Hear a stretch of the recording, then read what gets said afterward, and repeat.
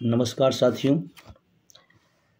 आजकल एक बहुत बढ़िया चलन हो गया है। जब पुरानी पेंशन की बात आती है तो तमाम सारे अर्थशास्त्री तमाम सारे आंकड़े लेकर निकल आते हैं और कभी आरबीआई, कभी अर्थशास्त्री और तमाम तरह के लोग आकर ये बताने के लिए कि पुरानी पेंशन से देश का गर्द हो जाएगा, पुरानी पेंशन से देश का विकास रुक जाएगा। शायद ये सारे लोग झूठे तथ्य दे रहे हैं और इसी बात को हमें बहुत ज़रूरी था क्लियर करना।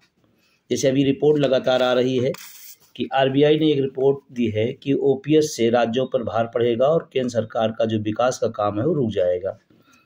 मज़े की बात है, आपको जानकारी के लिए बता दूं, जिस आरबीआई के अधिकारी लोग ये रिपोर्ट दे रहे हैं, अगर उनकी आप सैलरी की बात करेंगे तो वहाँ पर जो बड़े लगभग 2% के जो अधिकारी होते हैं लगभग आरबीआई के, जिनका सालाना वेतन 73.1 लाख से ज़्यादा, 1% ऐसे भी अधिकारी होते हैं जिनकी 96 लाख से ज़्यादा की सैलरी होती है आरबीआई के अधिकारियों की। वो आपको ये बताने आ रहे हैं कि ओपीएस से देश गर्द हो जाएगा। शायद अगर वो इस बात को सोचते कि इतनी बड़ी सैलरी ले रहे हैं तो उससे गर्द में देश नहीं जाएगा।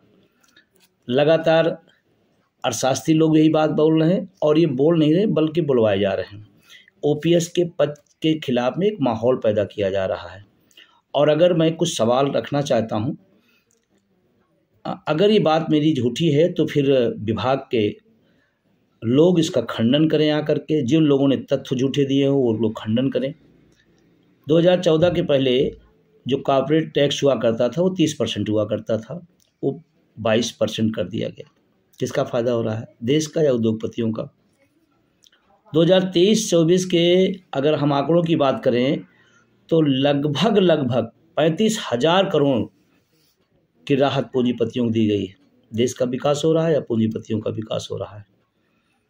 आपको अगर बात करें तो लगभग 17.46 लाख करोड़ रुपए बैंक का बट्टे खाते में डाल दिया गया है। देश का विकास हो रहा है। तमाम सारे ऐसे आंकड़े हैं जो झुठला रहे हैं इस बात को कि पुरानी पेंशन से देश के विकास नहीं रुकने वाला है बल्कि देश का विकास होने वाला है, जबकि लगातार तमाम माध्यम से झूठ फैलाया जा रहा है। और जो लोग फैला रहे हैं वो तो खुद बड़ी सैलरी ले रहे हैं। एक देश का अर्धसैनिक बल पेंशन ना पाए और आरबीआई का एक शीर्ष अधिकारी करोड़ों रुपए के आसपास सैलरी लेता है तो वो ज्ञान देने आता है एक छोटे से कर्मचारी को, एक सफाई से कर्मचारी को, एक छोटे से जो बाबू होता है, जो छोटे तनख्वाह वेतन भोगी होते हैं, उनको बताने आ रहा है।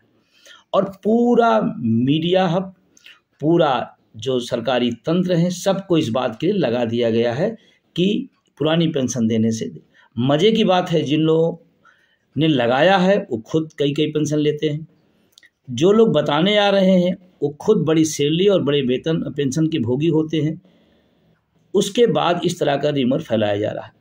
मुझे इस बात के लिए बड़ा आश्चर्य हो रहा है कि उसके बाद भी तमाम सारे लोग इस तथ्यों को जानते हुए भी, तमाम बुद्धिजीवी और पढ़े लिखे भी इन झूठे आंकड़ों में पड़ जाते हैं।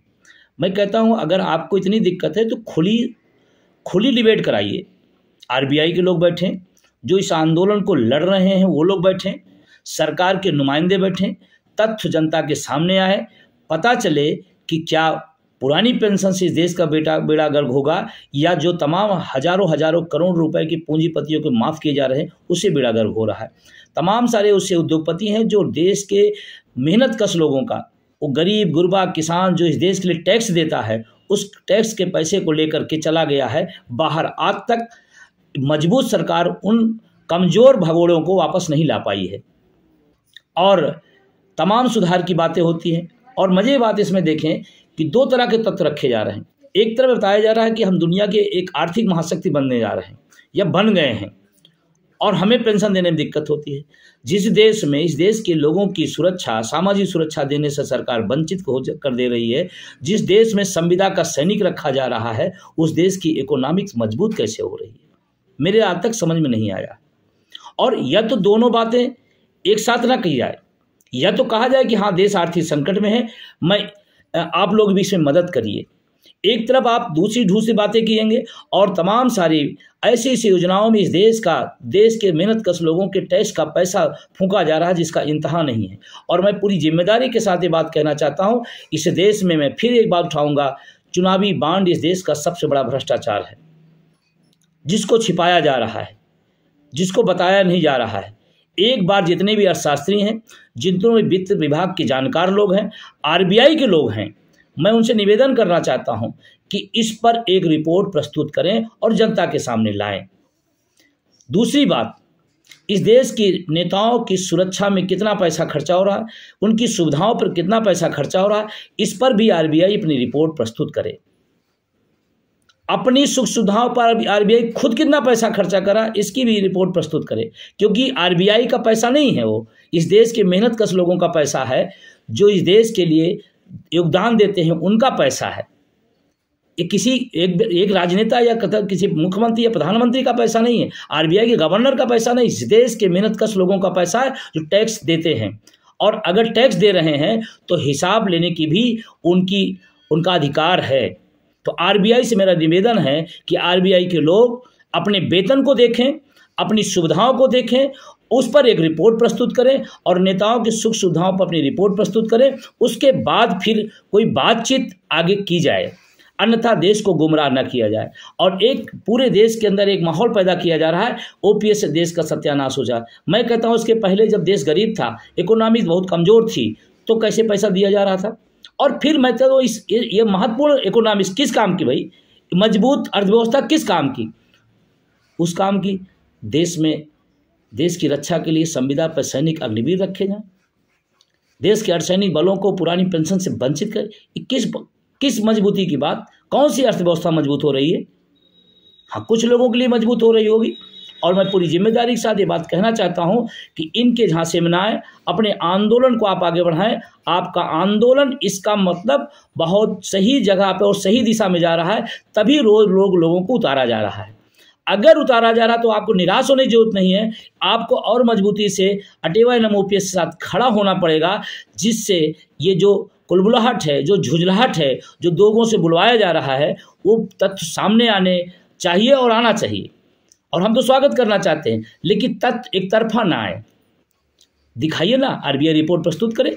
800 लोगों में आदमी कैसे जीवन यापन करेगा, एनपीएस के तहत 1200 रुपये में कैसे जीवन यापन करेगा, इसकी एक रिपोर्ट प्रस्तुत की जाए। इस देश में एनपीएस के तहत कितने पैसा कितने लोगों को मिल रहा है और उनका जीवन यापन कैसे चल रहा है, इस पर एक रिपोर्ट प्रस्तुत करें। वो चाहे देश के अर्थशास्त्री हो, वो चाहे देश का हमारा आरबीआई हो, या और तमाम सारे जो यंत्र चलाए जा रहे हैं। देश की मीडिया से मैं भी एक बात कहना चाहता हूँ, एक बार वो रिपोर्ट जरूर प्रस्तुत करें। इस देश में एनपीएस के तहत जो लोगों को पैसा मिल रहा है, उसके तहत उनका जीवन यापन कैसे चल रहा है। इन तत्वों को अगर आप देखेंगे तो इस आंदोलन को बलगलाने के लिए, इस आंदोलन को दिग्भ्रमित करने के लिए ये प्रोपेगेंडा है। मैं पढ़े लिखे उस समाज से अपील करना चाहता हूँ, तथ्यों को पढ़ें और मजबूती से अपनी बात रखें और अपने आंदोलन को मजबूत करें। ये मेरा निवेदन है। आने वाले टाइम में और तमाम आंकड़ों के साथ मैं आपके साथ प्रस्तुत हूँगा। और आपसे मेरा निवेदन इस बात का है, आंदोलन सही दिशा में है, आप आगे बढ़ते जाइए, साथ देते जाइए। एक दिन इस देश में 110% पुरानी पेंशन बहाल होगी।